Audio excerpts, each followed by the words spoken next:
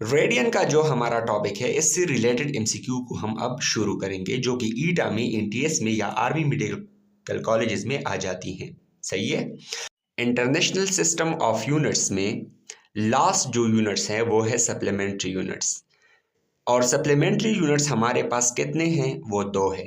एक 2 dimensional plane के लिए, कितने के लिए? 2 डायमेंशनल प्लेन के लिए, और दूसरा यूनिट होता है 3 डायमेंशनल प्लेन के लिए। सबसे पहले हम पढ़ेंगे 2 डायमेंशनल प्लेन वाला यूनिट, जो कि है रेडियन। अब रेडियन कौन सा यूनिट है और इसको हम कौन सी सरफेस के लिए इस्तेमाल करते हैं? तो याद रखिए कि रेडियन हमारे पास यूनिट है प्लेन एंगल का, और प्लेन एंगल हमारे पास होता है 2D,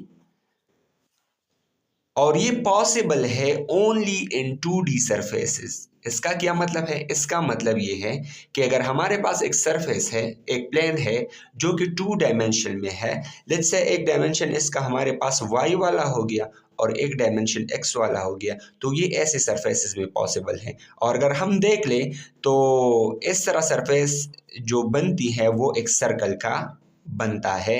तो दैट्स वाई हमारे पास रेडियन को हम मेजर करते हैं सर्कुलर पाथ में, ठीक है, यानी एक सर्कल में। अब 1 रेडियन कितना हमारे पास होता है?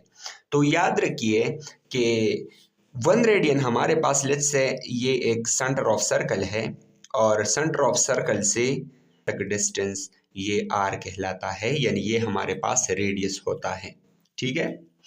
अब अगर हम यहाँ से स्टार्ट हो जाए और इस डायरेक्शन में मूव करें, ठीक है, इस सरकमफेरेंस ऑफ द सर्कल पे अगर हम डिस्टेंस को तय करें और वो डिस्टेंस हमारे पास रेडियस के लेंथ के बराबर हो जाए, इस बात को ध्यान से समझिएगा।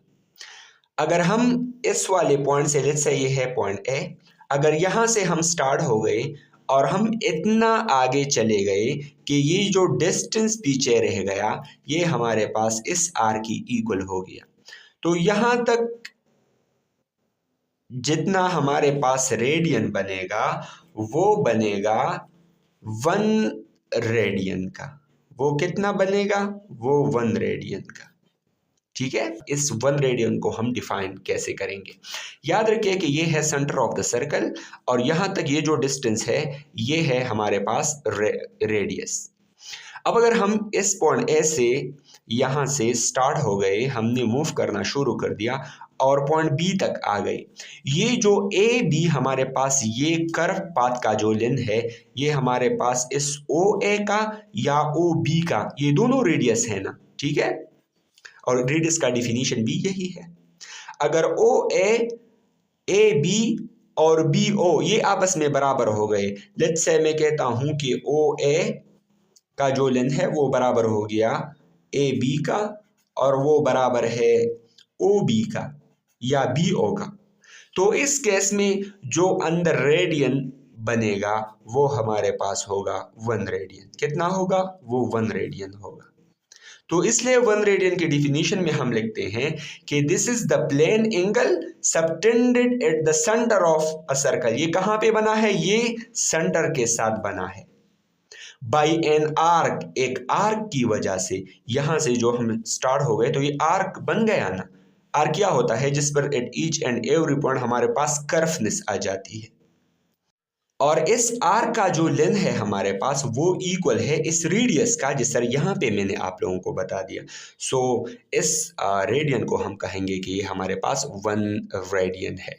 याद रखिए कि एक हमारे पास होता है डिग्री, ठीक है, और एक हमारे पास होता है रेडियन। अब इन दोनों में फर्क क्या है?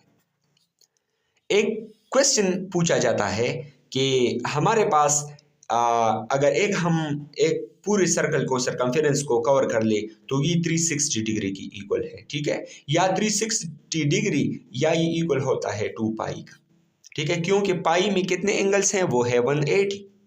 तो जब पाई में 180 है, 180 इंटू 2 मीन्स 360। एक पूरे सर्कल में हमारे पास 360 डिग्रीज होते हैं, सही है।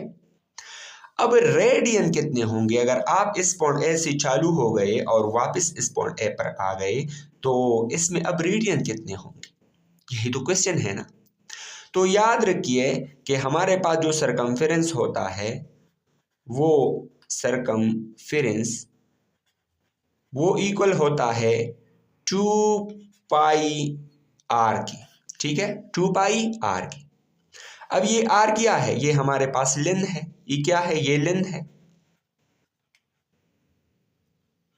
ठीक है, अगर मैं इसको डिवाइड करूंगा इस वाले रेडियस से, इस वाले रेडियस से, तो ये मेरे पास आ जाएगा 2 पाई।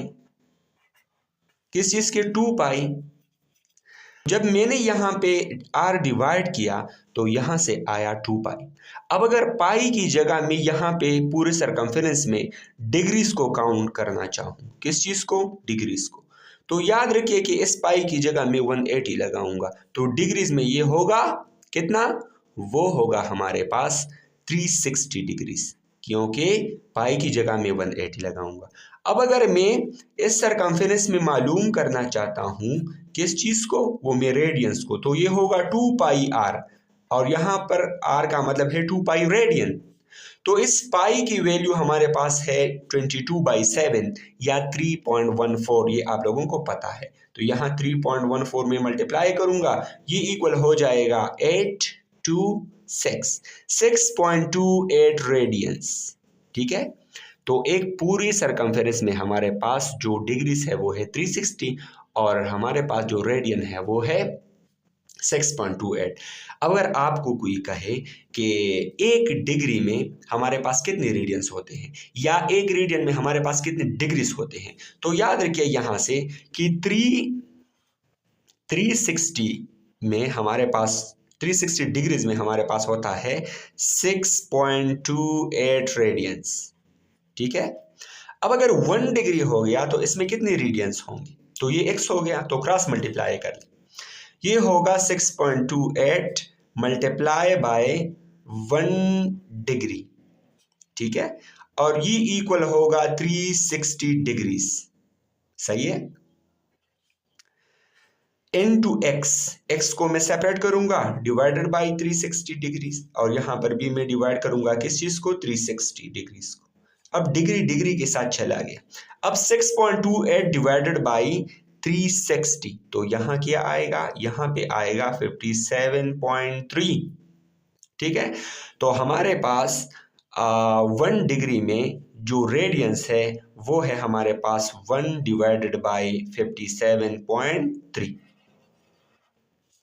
अब अगर कोई कैलकुलेट करना चाहे कि हमारे पास 1 रेडियन में कितने डिग्रीज होती हैं, तो यहाँ पे 1 आएगा और यहाँ पे x आएगा, इसको हम मल्टीप्लाई करेंगे। सो 360 डिग्रीज डिवाइडेड बाई 6.28, तो ये आ जाएगा 360 डिग्रीज डिवाइडेड बाई 6.28 रेडियंस। अच्छा, तो अगर मैं इसको डिवाइड करूंगा ये आ जाएगा 57.3 डिग्रीज।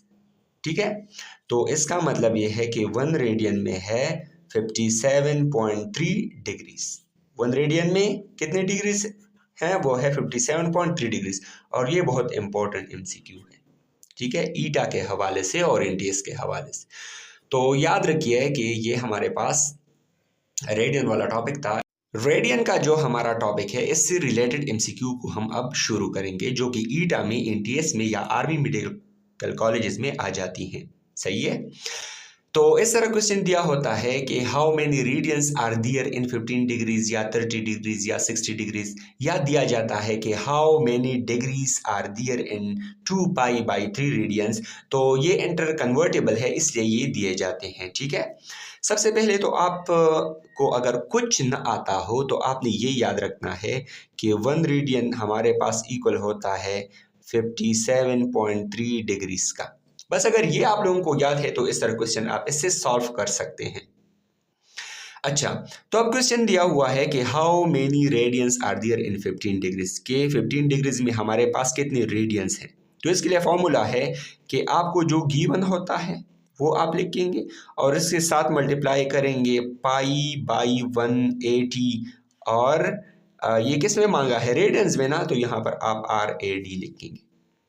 और अगर इस तरह क्वेश्चन दिया हो कि how many degrees are there in 2π/3 radians, तो या 3π/6 रेडियंस, अगर इस तरह क्वेश्चन दिया हो तो आपने यहाँ पर जो गिवन होता है वो लिखना है। गिवन कौन सा है, ये वाला या ये वाला? यहाँ पर गिवन कौन सा है, 15, 30, 60। और इसके आगे आपने लिखना है 180 डिग्रीज डिवाइडेड बाई पाई, और रेडियन की जगह क्या लिखेंगे, डिग्रीज लिखेंगे। ठीक है, शॉर्टकट में ये इसका उलट है, यहाँ π/180, यहाँ 180/π, यहाँ पे रेडियन, यहाँ पे डिग्री। बस आप खुद सोचें, इंशाल्लाह ये सॉल्व हो जाएगी। कैसे? यहाँ पर गिवन क्या है, 15 है, सो मैं लिखूंगा 15 और इसके साथ मल्टीप्लाई करूंगा π/180। ठीक है, तो ये है हमारे पास 180, तो ये हम 3 से करेंगे या 5 से भी होता है। 5 3 5 3 5 6 3 1 3 1 3 2, इसमें है π/12 क्या, रेडियंस।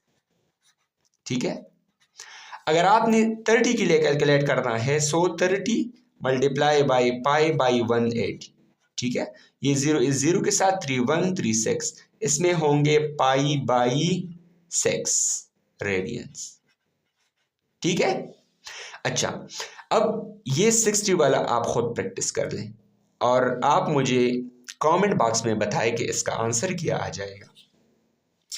अब यहाँ पे दिया हुआ है 2π/3, सो मैं गिवन की जगह 2π/3 लिखूंगा और आगे इसके लिखूंगा 180 डिग्रीज बाई पाई। ठीक है, अब ये पाई इस पाई के साथ चला गया, 3 1 3 6 3 0, ये कैलकुलेशन आप खुद कर लें। सही है, ये 2 × 60 ये हो जाएगा 120, सो इसमें होंगे 120 डिग्रीज। अब अगर इसके लिए कैलकुलेट कर ले, सो गिवन है 3π/6 और ये मैं मल्टीप्लाई करूंगा इसके साथ 180 डिग्रीज डिवाइडेड बाई पाई, ये पाई इस पाई के साथ 6 1 6 3 6 0 और 3 0 3 3, इसमें 90 डिग्रीज होंगी। ठीक है, तो इस तरह जो है आप एमसीक्यूज को सॉल्व कर सकते हो और आई होप कि ये वाला टॉपिक आप लोगों को सही से समझ आ गया होगा। थैंक यू सो मच, रखिए अपना बहुत सारा ख्याल। इंशाल्लाह नेक्स्ट वीडियो में हम पढ़ेंगे सप्लीमेंट्री यूनिट्स के रेडियन वाला topic. Thank you so much.